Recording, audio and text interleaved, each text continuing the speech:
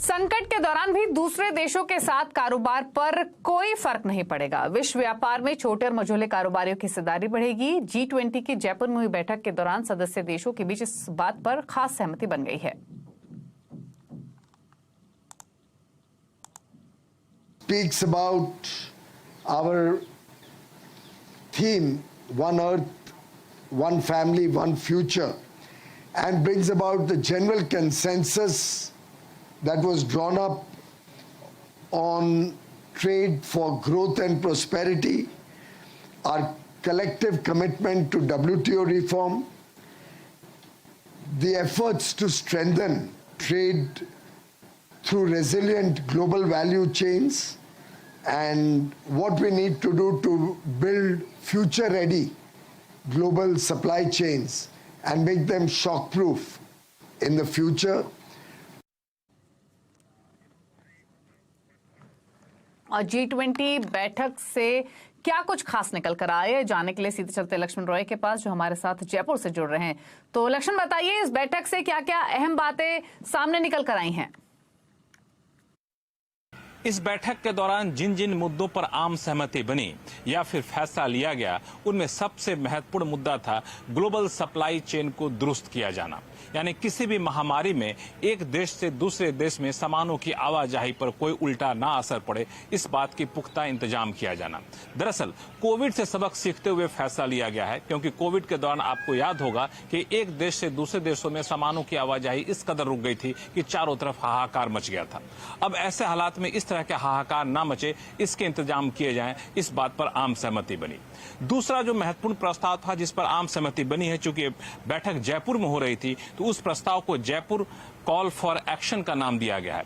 इसके तहत छोटे और मझोले कारोबारियों को विश्व व्यापार में उनकी भागीदारी कैसे बढ़ाई जाए, यह सुनिश्चित किया जाए, इसके लिए कदम उठाए जाएंगे। जो एमएसएमई है उनके लिए एक डेटा हेल्प डेस्क होगा। रियल टाइम पर उनके पास सारी विश्व व्यापार से जुड़ी हुई जानकारी दी जाएगी। विश्व व्यापार से जुड़ी हुई जानकारी में कोई भेदभाव नहीं किया जाएगा। यानी छोटे और मझोले कारोबारियों के लिए यह बैठक काफी अहम साबित होने वाला है आने वाले दिनों में।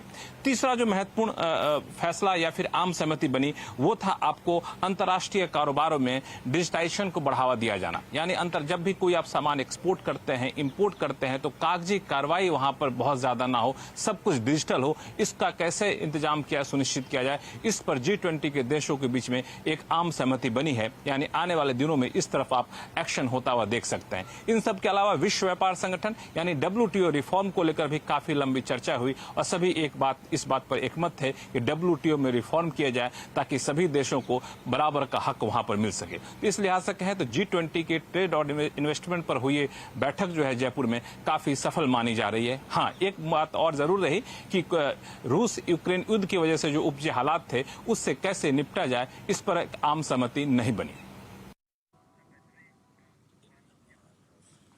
और प्रधानमंत्री नरेंद्र मोदी को ग्रीस के सर्वोच्च नागरिक सम्मान grand cross of the order of honour दिया गया है।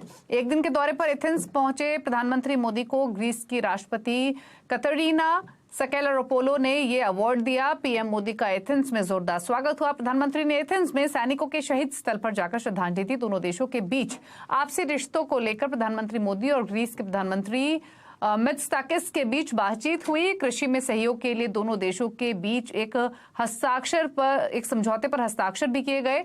दोनों देशों के बीच डेलीगेशन लेवल की चर्चा हुई। दोनों नेताओं ने साझा प्रेस कॉन्फ्रेंस भी की, जहां ग्रीस के पीएम ने चंद्रयान की सफलता के लिए भारत को बधाई दी और कहा कि रूस यूक्रेन युद्ध समेत तमाम समसामयिक मुद्दों पर भी वो भारत के साथ चलना चाहते हैं। वहीं प्रधानमंत्री मोदी ने कहा कि ग्रीस और भारत के बीच स्वाभाविक संबंध है, क्योंकि दोनों देश प्राचीन सभ्यता और लोकतंत्र से जुड़े हुए हैं। ग्रीस और भारत ये एक स्वाभाविक मिलन है। विश्व की दो पुरातन सभ्यताओं के बीच, विश्व के दो पुरातन लोकतांत्रिक विचारधाराओं के बीच और विश्व के पुरातन व्यापारिक और सांस्कृतिक संबंधों के बीच, फ्रेंड्स, हमारे संबंधों की नींव जितनी प्राचीन है उतनी ही मजबूत है। और राजधानी एथेंस में भारतीय समुदाय ने भी मोदी का जोरदार स्वागत किया। यहां लोगों ने मोदी जी की जय और चक दे जैसे नारों के साथ उनका स्वागत किया। प्रधानमंत्री ने लोगों के बीच जाकर उनका अभिवादन स्वीकार किया। प्रधानमंत्री की मौजूदगी में बॉलीवुड के गानों पर लोग झूमते हुए भी नजर आए। और जोहानिसबर्ग में G20 समिट से अलग प्रधानमंत्री नरेंद्र मोदी और चीन के राष्ट्रपति शी जिनपिंग के बीच बातचीत हुई। विदेश सचिव विनय क्वात्रा ने कहा कि दोनों नेताओं की बातचीत में LAC पर तनाव घटाने के प्रयास बढ़ाने को लेकर सहमति बनी है। क्वात्रा ने कहा कि प्रधानमंत्री ने भारत चीन सीमा के पश्चिमी हिस्से में LAC को लेकर अनसुलझे मुद्दों पर भारत की चिंता को रेखांकित किया है। दोनों नेताओं ने फैसला किया है कि तनाव और टकराव कम करने के प्रयासों में तेजी लाने के लिए संबंधित अधिकारियों को निर्देश दिए गए हैं। One of the interactions which the Honorable Prime Minister had captures the sense of the relationship between India and China. Our leadership, my Foreign Minister, has made India's position on India-China relations clear ample number of times, reiterated several times, and I don't think that position needs to be repeated here because it's amply clear. और इधर Modi Jinping मुलाकात की चर्चाओं के बीच राहुल गांधी ने चीन को लेकर मोदी सरकार पर फिर हमला बोला है। कारगिल में एक रैली के दौरान राहुल गांधी ने कहा कि लद्दाख दौरे में वो पैंगोंग लेक तक गए और ये साफ है कि चीन ने हजारों किलोमीटर तक भारत की जमीन हथिया रखी है। लेकिन प्रधानमंत्री विपक्ष के साथ मीटिंग में ये झूठ बोलते हैं। बीजेपी के लोग ये जानते हैं, समझते हैं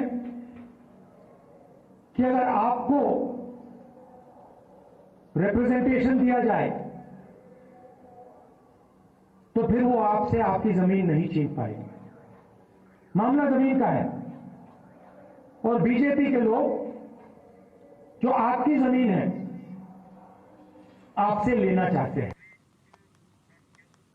और राहुल के इस बयान के बाद बीजेपी ने पलटवार किया है। बीजेपी प्रवक्ता सुधांशु त्रिवेदी ने कहा कि मोदी सरकार ने चीन को अलग थलग कर दिया है, लेकिन राहुल गांधी बार बार चीन पर प्यार बरसाते हैं। कूटनीतिक अलग थलग पड़ने की स्थिति में चीन है, परंतु मुझे समझ में नहीं आता है कि राहुल गांधी जी को बार बार चीन की बातों पर इतना प्यार क्यों उमड़ आता है।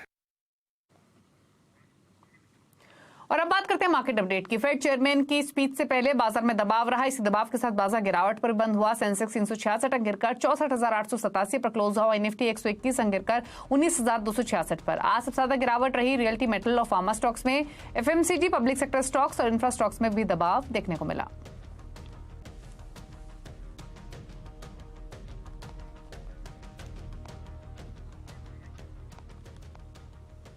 और अदानी हिंडनबर्ग मामले में सेबी ने सुप्रीम कोर्ट में स्टेटस रिपोर्ट दाखिल कर दी है। सेबी ने 24 में से 22 मामलों में फाइनल रिपोर्ट दी है, जबकि 2 मामलों में अभी अंतरिम रिपोर्ट जमा की गई है। सेबी इन रिपोर्ट्स के आधार पर कार्रवाई करेगा। सुप्रीम कोर्ट ने 14 अगस्त की डेडलाइन देते हुए सेबी को रिपोर्ट जमा करने के आदेश दिए हैं, लेकिन सेबी ने 15 दिन का अतिरिक्त समय मांगा था। सुप्रीम कोर्ट में इस मामले की अगली सुनवाई 29 अगस्त यानी मंगलवार को होनी है।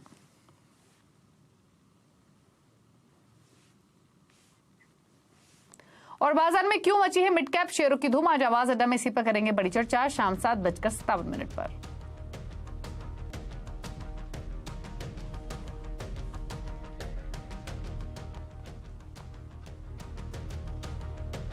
और मणिपुर हिंसा मामलों की सुनवाई अब गुवाहाटी हाईकोर्ट में होगी। शुक्रवार को सुप्रीम कोर्ट ने सीबीआई के 27 केसों को गुवाहाटी ट्रांसफर किया है, साथ ही कई दिशा निर्देश भी जारी किए हैं। कोर्ट ने कहा है कि मामले की सुनवाई ऑनलाइन मोड में होगी। आरोपियों की न्यायिक हिरासत मणिपुर में होगी। साथ ही गुवाहाटी हाईकोर्ट के चीफ जस्टिस से गुवाहाटी में एक या ज्यादा स्पेशल जज नियुक्त करने को कहा गया है। अब गवाहों के CRPC 164 के बयान मणिपुर में क्षेत्रीय मजिस्ट्रेट के सामने होंगे। वहीं मणिपुर सरकार को बेहतर इंटरनेट सेवा उपलब्ध कराने के निर्देश दिए गए हैं।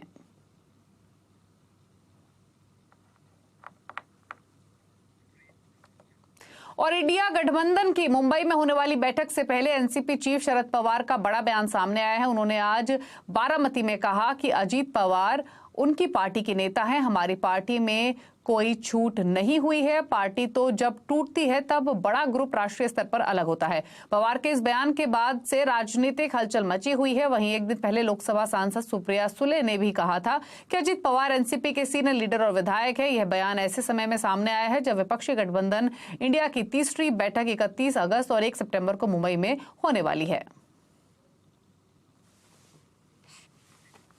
और नेशनल मेडिकल कमीशन ने सिर्फ जेनरिक दवाओं के लिखने के आदेश पर रोक लगा दी है। अगस्त महीने की शुरुआत में एनएमसी ने आदेश जारी किया है कि डॉक्टर सिर्फ जेनरिक दवाएं ही प्रिस्क्राइब करें, मगर अब एनएमसी ने अपने आदेश को पलट दिया है। अब डॉक्टर जेनरिक के अलावा दूसरी दवा भी लिख पाएंगे। डिटेल लेते हैं दीपाली नंदा से। दीपाली, बताइए ये जेनरिक दवा पर क्या नया आदेश आया है? देखिए, कुछ दिन पहले नेशनल मेडिकल कमीशन ने एक नया नियम जारी किया था जिसके तहत सभी डॉक्टर्स के लिए यह अनिवार्य किया गया था कि वो अपनी प्रिस्क्रिप्शन में सिर्फ और सिर्फ जेनरिक दवाइयां ही प्रिस्क्राइब करेंगे और अगर कोई डॉक्टर ऐसा नहीं करता है तो उसके खिलाफ सख्त कार्रवाई की जाएगी, यहां तक कि उसका लाइसेंस भी रद्द किया जा सकता है। ये जो प्रावधान शामिल किया गया था सख्त कार्रवाई का, उसके पीछे दलील एनएमसी की तरफ से ये दी गई थी कि जो जेनरिक दवाइयां हैं वो ब्रांडेड दवाइयों के मुकाबले 30 से 70% तक सस्ती पड़ती है। ऐसे में आम आदमी की जेब पर दवाइयों का खर्च कम करने के लिहाज से ये नियम जारी किया गया है। लेकिन इस फैसले का इंडियन मेडिकल एसोसिएशन और इंडियन फार्मास्यूटिकल अलायंस ने विरोध किया। बाकायदा उन्होंने स्वास्थ्य मंत्री मनसुख मंडाविया से बातचीत की, बैठक की और अनिश्चितता जाहिर की जेनरिक दवाइयों की क्वालिटी को लेकर। अब इस बैठक के बाद नेशनल मेडिकल कमीशन ने अपने पहले के ऑर्डर को वापस ले लिया है और नया नियम जारी किया है कि डॉक्टर्स अब जेनरिक दवाइयों के साथ साथ ब्रांडेड दवाइयां भी लिख सकते हैं। हालांकि जो आईएमए और इंडियन फार्मास्यूटिकल अलायंस है, उन्होंने जो सबसे बड़ी आपत्ति जाहिर की थी वो ये कि अगर जेनरिक दवाइयों को देखा जाए तो क्वालिटी के हिसाब से ये खरीद नहीं उतरती हैं और कहीं ना कहीं जान का जोखिम है। तो इसी के बाद ये फैसला लिया गया कि अब डॉक्टर्स जेनरिक दवाइयों के साथ साथ ब्रांडेड दवाइयां भी प्रिस्क्राइब कर सकते हैं। शुक्रिया दीपाली नंदा डिटेल्स बताने के लिए। और देश में टमाटर की कीमतों में गिरावट आई है। आज के समय कई शहरों जैसे दिल्ली, मुंबई में टमाटर 40 से 60 रुपए किलो बिक रहा है, जो कुछ दिन पहले 150 रुपए किलो तक था। इस पर कंज्यूमर अफेयर्स के सेक्रेटरी रोहित कुमार सिंह का कहना है कि सरकार की कोशिशों से टमाटर के दाम घटे हैं और स्थिति सामान्य होने तक सरकार दखल देती रहेगी। जब तक टमाटर की कीमतें पूरे भारतवर्ष में जो नॉर्मलसी है वो अटेन नहीं कर लेंगी, तब तक हम इंटरवीन करते रहेंगे। और प्राइस स्टेबलाइजेशन फंड का जो इस्तेमाल है वो इसीलिए किया जा रहा है। 13 जुलाई को जो कीमतें, जैसे आपने भी फरमाया, 200 के आसपास थी, वो सारी घटकर 50 रुपए के आसपास आ गई हैं होलसेल में और रिटेल में भी, और कम हो गई हैं। But we will continue to intervene till they achieve absolute normalcy. Okay. और टमाटर में आई महंगाई, तेजी से लोगों पर क्या असर रहा इससे, और टमाटर मार्केट में कितने रुपए किलो बिक रहे हैं टमाटर, इस पर ग्राउंड पर जाकर लोगों से बातचीत की हमारे संवाददाता केतन जोशी ने। केतन, बताइए मार्केट में टमाटर का क्या भाव है फिलहाल, किस तरीके की सप्लाई है, क्या स्थिति? यहाँ के आज के भाव, जो अच्छी क्वालिटी के टमाटर है, जो मैं आपको दिखाऊंगा, ये अच्छी क्वालिटी के टमाटर है। इनके अहमदाबाद में 50 रुपया प्रति किलो के दाम है। और अगर आप पुराने अहमदाबाद में चले जाइए, जो आम टमाटर है उसके दाम तो इससे भी कम, यानी कि 40 रुपये 35 से 40 के बीच में है। इतनी गिरावट क्यों आई और इसका क्या रीजन है और आगे भी क्या इसमें क्यों रहने वाले हैं, वो जानते हैं रिटेलर से। अच्छा बताइए, ये दाम इतने कम क्यों हो गए और क्या कंटिन्यू रहेगा? नहीं, ये दाम और गिरेंगे। अगर बारिश नहीं हुई तो ये दाम और गिरेंगे, और अगर बारिश हुई तो फिर से बढ़ जाएंगे।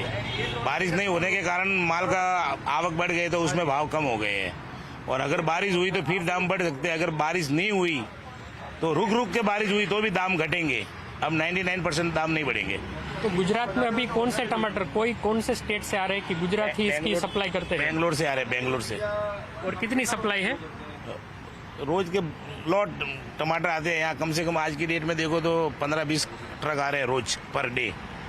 और अभी और मार्केट घटेगा। अगर बारिश रुक रुक के आई तो घटेगा, अगर एकदम बारिश बड़ी सलंग 7 दिन हफ्ता भर चली तो सब माल सड़ जाएगा तो और भाव बढ़ेगा। दाम गिरकर कहां तक जा सकते हैं अगर बारिश नहीं हुई? और मौसम विभाग का अनुमान है कि अगस्त के पहले सप्ताह तक तो बारिश नहीं होगी, तो दाम कहां तक नीचे जाएंगे?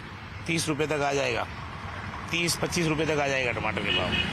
तो देखिए अभी 50 रुपये चल रहे हैं और अगर बारिश नहीं हुई तो ये दाम गिरकर 30 या तो 25 रुपए तक जा सकता है। मतलब कि मौजूदा जो दाम घटकर 50 रुपये हुए है उनसे भी आधे होने की पूरी संभावना है। तो टमाटर को लेकर 1.5 महीने पहले जो हाई तोबा था वो दाम घटकर बिल्कुल कम हो गए हैं। 240 तक हमने अहमदाबाद में टमाटर के प्रति किलो दाम रिटेल में देखे थे, लेकिन वही दाम घटकर आज सिर्फ और सिर्फ 50 रुपये रह गए हैं। और अगर बारिश नहीं हुई तो घटकर और भी कम होंगे। जी ओके, शुक्रिया केतन ये तमाम डिटेल्स बताने के लिए। रुक रहे हैं इसी के साथ एक ब्रेक के लिए। ब्रेक के उस पार कुछ और खबरें, जल्द वापस आते हैं।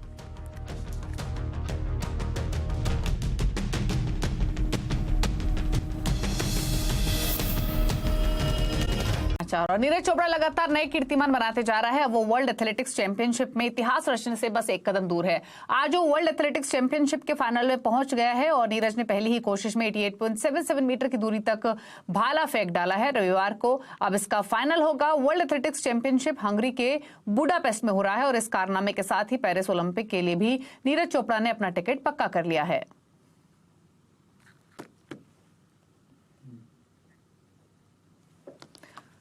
स्पेस एजेंसी इसरो ने चंद्रयान 3 का नया वीडियो जारी किया है। 30 सेकंड के इस वीडियो में आप देख सकते हैं कि चंद्रमा के दक्षिणी ध्रुव पर चंद्रयान 3 की सफल लैंडिंग के बाद कैसे विक्रम लैंडर से प्रज्ञान रोवर चांद की सतह पर उतरता है और अपने टायरों के निशान बनाते हुए आगे बढ़ता है। रोवर के सोलर पैनल्स उठे हुए दिख रहे हैं, यानी अब वह सूरज से एनर्जी लेकर काम करना शुरू करेगा। वहीं इससे आप टच डाउन से ठीक पहले लैंडर इमेजर कैमरे ने चंद्रमा की खींची तस्वीरों को देख सकते हैं।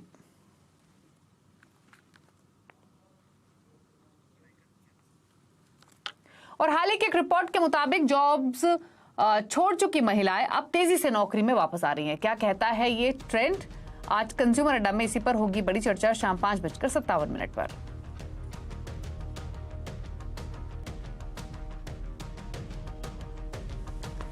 और इसी के साथ इस बुलेटिन में तो इतना ही। ब्रेक के उस पार भी खबरें जारी हैं CNBC आवाज पर। नमस्कार।